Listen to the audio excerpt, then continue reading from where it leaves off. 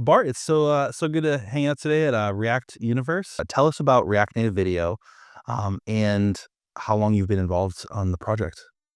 All right, yeah, thanks for inviting me. So React Native Video is one of this project where when you just enter the community, you get the cross-platform solution for the video player in React Native.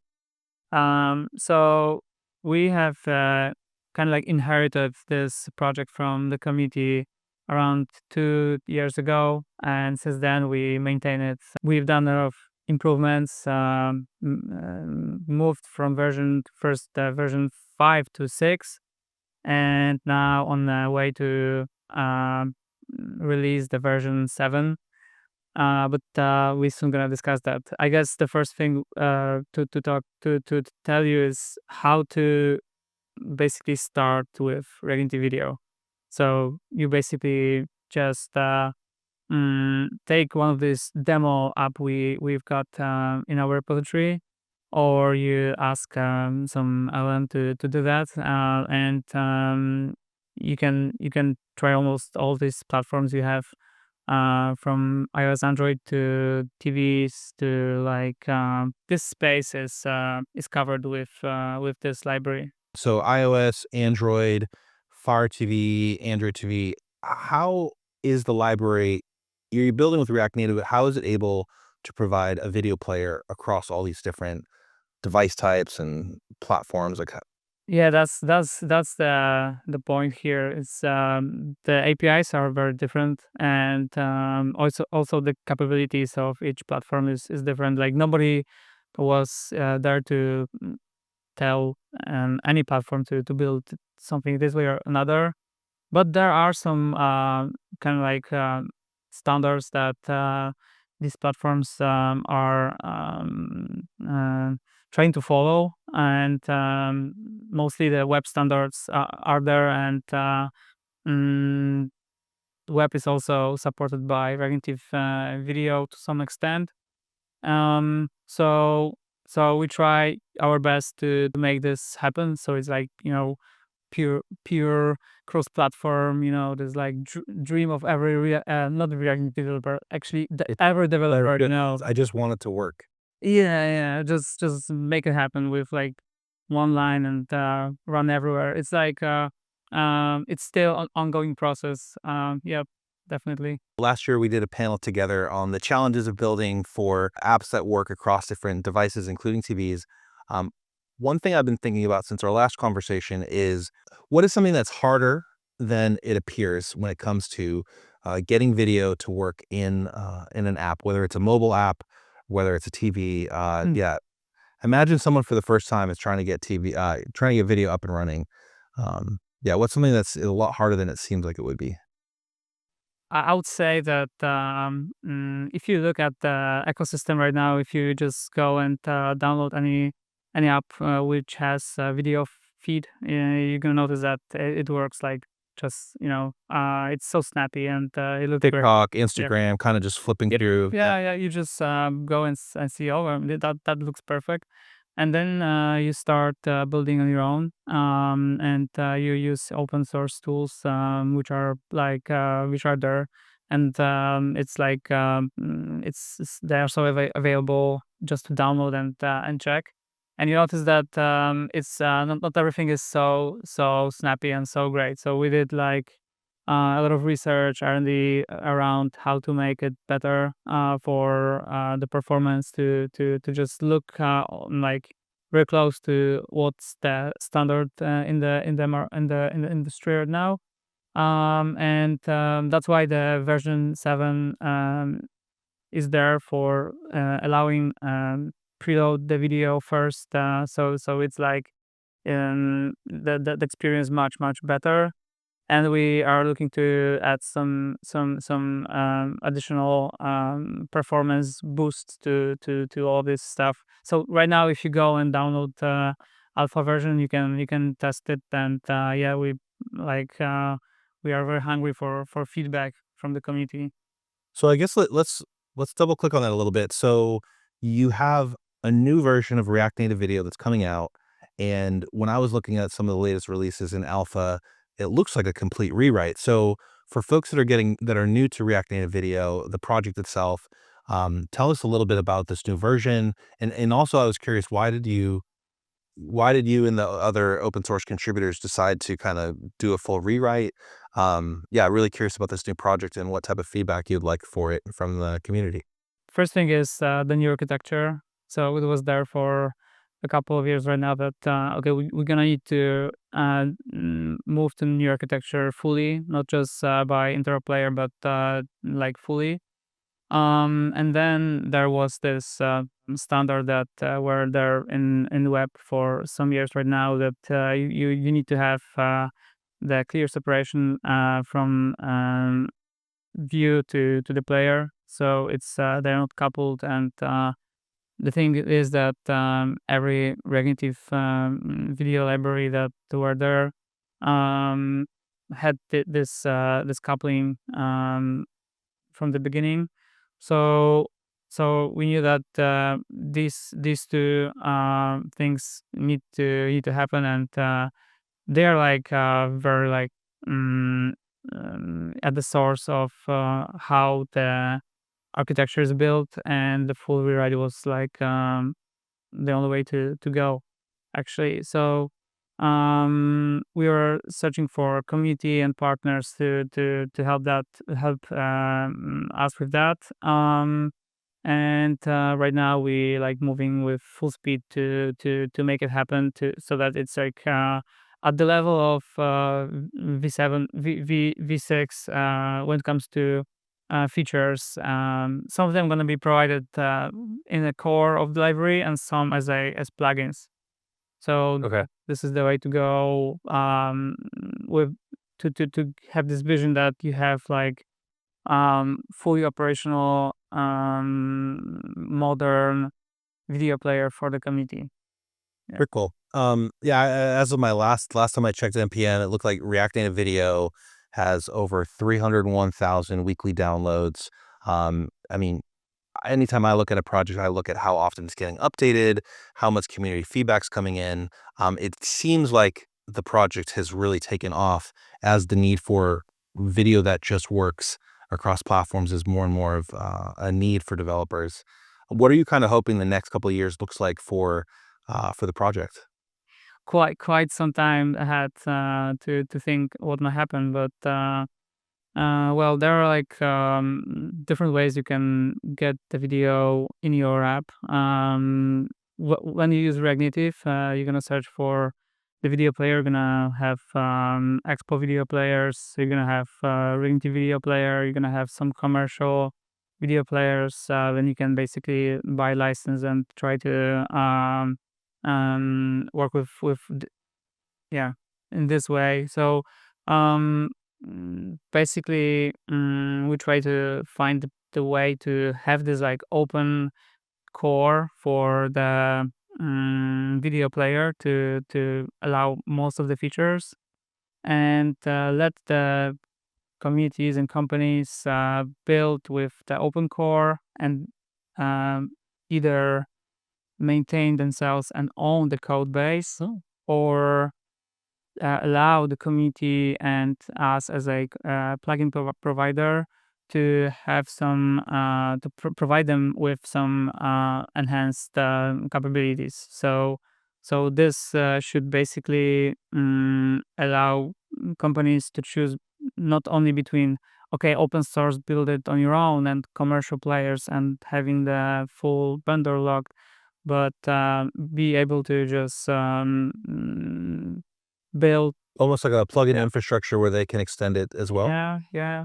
Okay. So this way they can still own the player and experience, and customize it to the extent they need.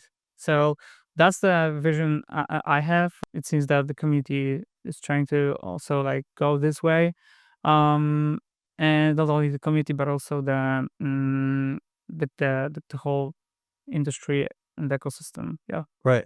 yeah. So as React Native Video has grown, I've also I'd be amiss not to mention your company, the Widlars Group or TWG, one of the premier agencies building develop, app experiences for different companies.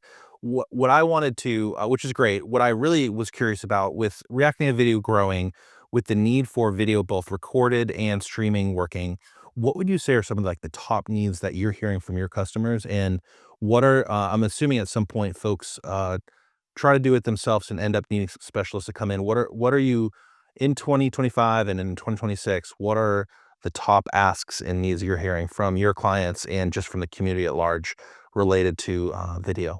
Something that companies are searching for is how to make it cross-platform, like really cross-platform. And they search for some consultancy in this area. Also, the new architecture and moving to yeah, with all of these the libraries and all of the code base they have. They also try to get some help from us. So migrating from in case of reactive video would be from version 5 or 6 to version 7.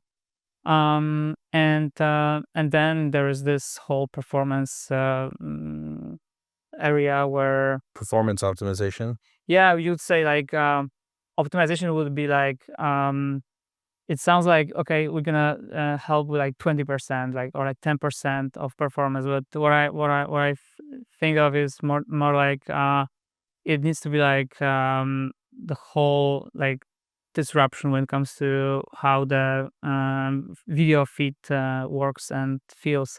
So it's like performance. I would say kit. You need a different SDK. You need Right. a complete different version of how the video player is built. But yeah, like performance optimization, then another thing, but also things like offline capabilities or The um, ability to watch videos offline, yeah, save later. yeah, like Yeah. traveling, you're in plane or like you're somewhere abroad and you don't want to use your internet wherever. So this is also the way yeah apps are built right now.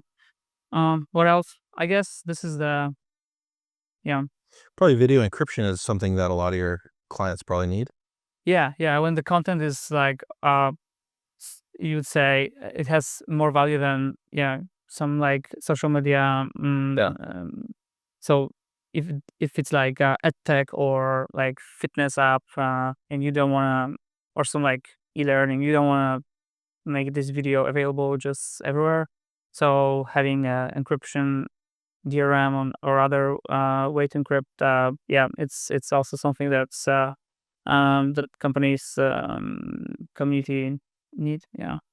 And also there's like this one thing, we see this huge wave of um, apps that were built with just the positive vibe. So like vibe coded apps, which Yeah, like AI. Yeah. yeah, so like 80% is done, but this 20% that needs to be fixed and built gonna take like 80% of effort. So this is the place where um, sometimes you're gonna need to write some yeah, native code or something or customize the library internals.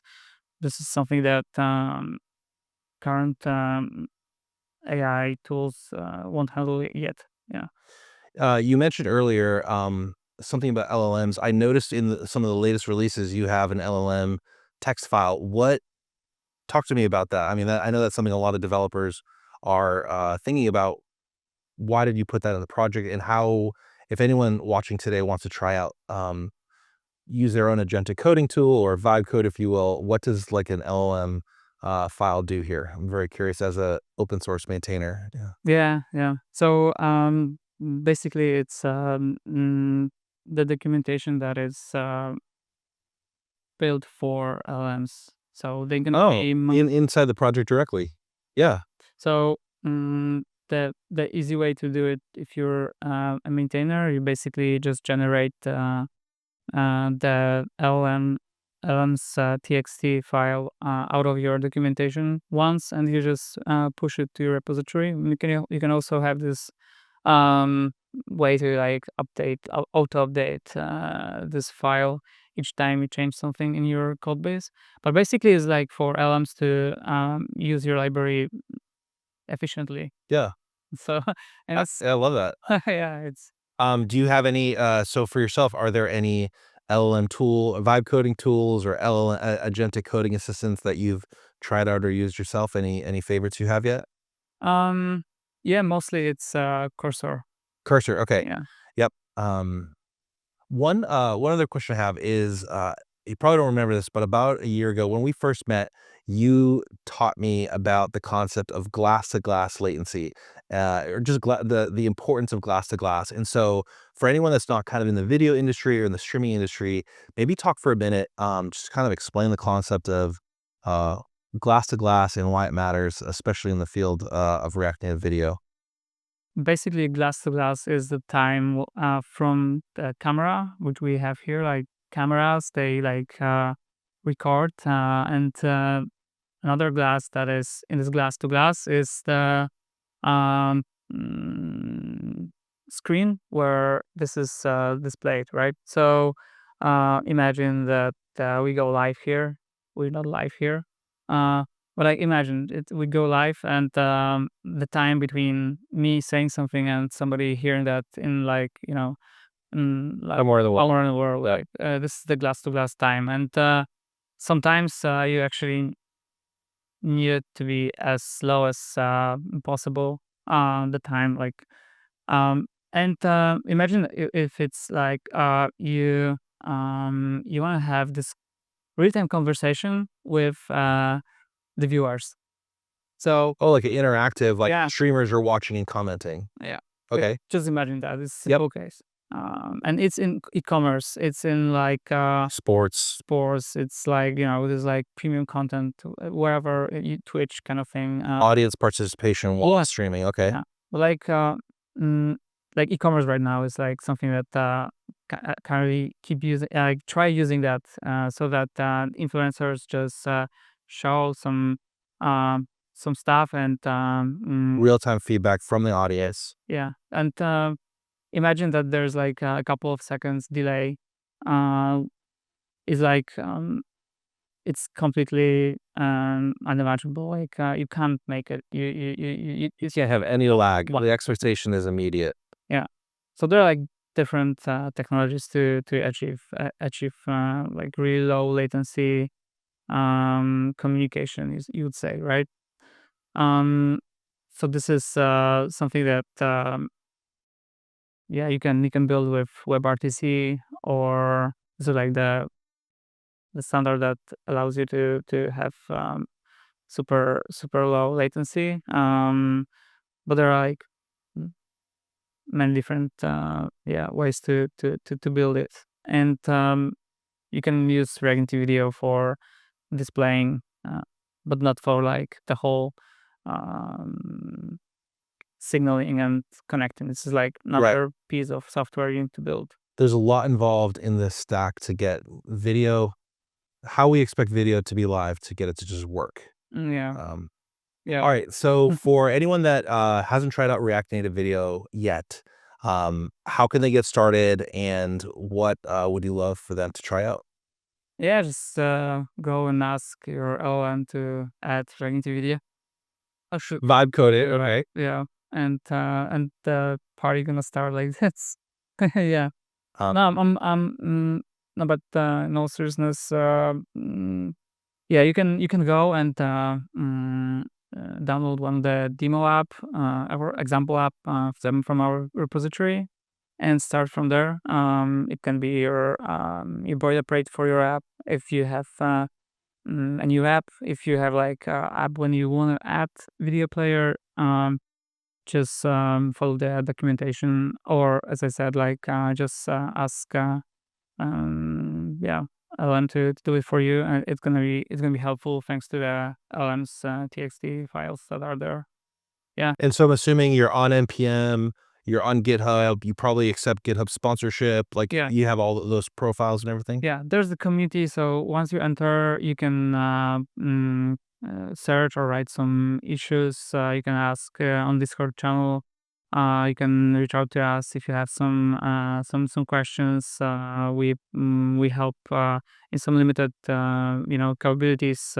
We just help the community, but also provide some premium support. So this is basically the community is like the big part of all of this initiative, the whole initiative. Yeah. Yeah. Bart, thank you for your time, and I'm really excited to see React Native video growth, and we're going to take it from here. All right. Thank you. Thanks for having me. Thanks, man. Appreciate it.